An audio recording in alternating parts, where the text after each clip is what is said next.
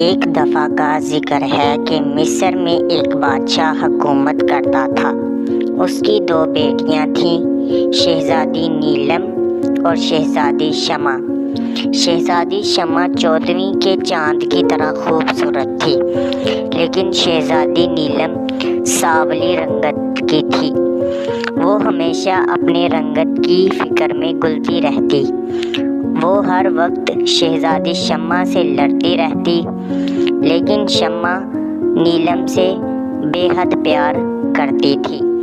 ملکہ بھی شہزادی نیلم کو سمجھاتی رہتی کہ وہ بدصورت نہیں ہے، لیکن شہزادی نیلم کچھ نہیں جانتی تھی۔ وہ یہ ہر وقت سوچتی رہتی کہ کس طرح شہزادی شمع کو نیچا دکھایا جائے۔ ایک دن اس نے ملکہ سے شکار پر جانے کی اجازت لی اور گھوڑے پر نکلی۔ جنگل میں پہنچ کر اس نے اس شخص کی تلاش شروع کی جس کے بارے میں اسے پتہ چلا کہ اس کے پاس ایسی جڑی بوٹیاں ہیں جن سے بہت مؤثر کام لیے جا سکتے ہیں۔ آخر اس نے اس شخص کو تلاش کر لیا اور اسے بتایا کہ وہ ایسی جڑی بوٹیاں چاہتی ہے جس سے اس کا مسئلہ حل ہو جائے۔ اس شخص نے پوچھا کہ تم کیا چاہتی ہو؟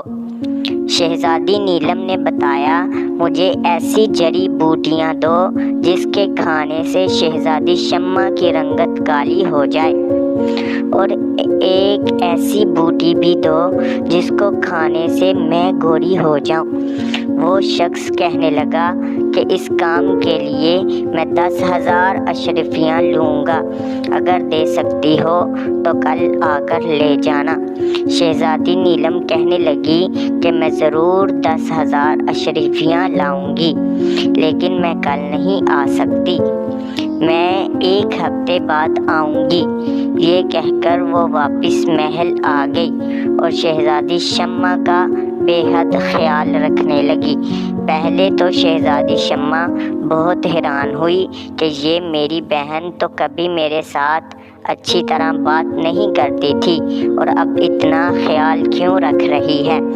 1 ہفتے بعد شہزادی نیلم پہلے شاہی خزانے گئی اور 10,000 اشرفیاں چوری کر لیں، اور پھر جنگل آ گئی اور وہاں پر موجود شخص کو 10,000 اشرفیاں دے دیں اور اس سے دونوں جڑی بوٹیاں بھی لے لیں، اور تیزی سے محل کی طرف روانہ ہو گئی تاکہ جلد سے جلد وہ شہزادی شمع کو جڑی بوٹیاں کھلا دے۔ اس تیزی میں وہ گھوڑے سے گر گئی اور جڑی بوٹیاں آپس میں مل گئیں۔ شہزادی نیلم کو پتہ نہ چل سکا۔ غار آ کر اس نے ایک جڑی بوٹی کو پانی میں ڈالا اور شربت تیار کر کے شہزادی شمع کو پلا دیا۔ دوسری جڑی بوٹی خود پانی میں ڈال کر پی لی۔ صبح اٹھ کر اس نے جیسے ہی اپنی شکل آئینے میں دیکھی، اس کی چیخیں نکل گئیں۔ شہزادی شمع جلد شہزادی نیلم کے کمرے میں پہنچی اور دیکھا تو شہزادی نیلم حد سے زیادہ بدصورت ہو چکی تھی، جیسے کوئی درندہ نما عورت ہو۔ بادشاہ اور ملکہ بھی آ گئے۔ شہزادی نیلم بے ہوش ہو چکی تھی۔ جب اسے ہوش آیا تو شہزادی شمع پاس موجود تھی۔ شہزادی نیلم نے شمع سے معافی مانگی اور سب کچھ بتایا۔ شہزادی شمع نے شہزادی نیلم کو کہا، مجھے اس آدمی کا پتہ دو، میں خود جا کر اس سے جڑی بوٹیاں لے کر آتی ہوں۔ لیکن نیلم نے منع کر دیا اور خود کو ایک کمرے میں محدود کر دیا۔ اس نے کہا، میرے لیے یہی سزا ہے، جو دوسروں کے لیے برا سوچتا ہے وہ خود نقصان اٹھاتا ہے۔ بادشاہ ملکہ نے شہزادی شمع کی شادی کر دی۔ شہزادی نیلم نے شادی سے انکار کر دیا اور خود کو عبادت میں مصروف کر لیا۔